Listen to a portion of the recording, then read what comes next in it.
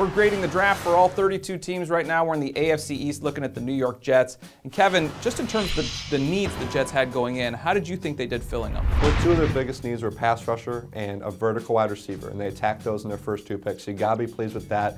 I thought they could have done a better job of getting some safeties. They waited until a little bit too late, in my opinion, to get those safeties. I'm not sure if Terrence Ganaway is the running back they were looking for. I was expecting to get maybe more of a speedy back. But if you look at their top needs, those are the ones. I know all Jets fans are going to be screaming because they didn't pick an offensive tackle, but unfortunately for the Jets fans, they're going to go with Wayne Hunter and Vlad Dukas on the right side. Obviously a defensive-oriented team. You know that Rex Ryan likes getting defensive guys. They go with Coples in the first round. What was your favorite pick they made? My favorite pick was Stephen Hill. I know he's a boomer bust guy, a risk or reward. He did not have a lot of experience running routes at Georgia Tech, but I think Tony Sparano's got a pretty simplified offense. It should work well for him. He's got the size and the speed that you're looking for on the outside, and especially with Mark Sanchez, you want a big guy that, Sanchez gets a little inaccurate throwing high.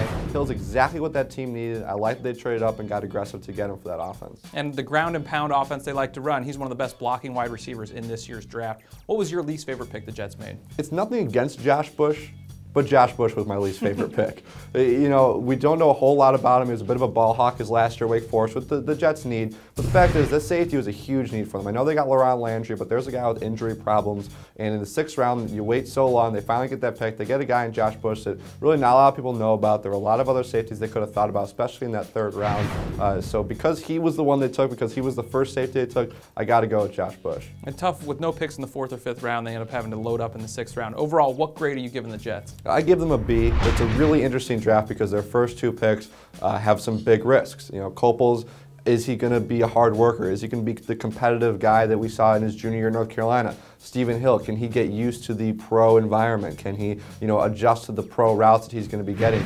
It's really contingent on those 2 guys. I think this could end up being a great draft if those 2 players pan out. But outside that, again, they didn't get the safety needs. They didn't really address the offensive line. So I got to go with the B. And if those 2 players pan out, though, this is going to be one of the great drafts Mike Tannenbaum's had. Yeah, Quinton Coples, we know the talent's there. We just don't know if the motor and the effort have been there in the past. If Rex Ryan can get that out of him, this could be a great pick early on for the New York Jets. That's the grade that we give them. We have them for all 32 teams. You can check it out at ProFootballWeekly.com.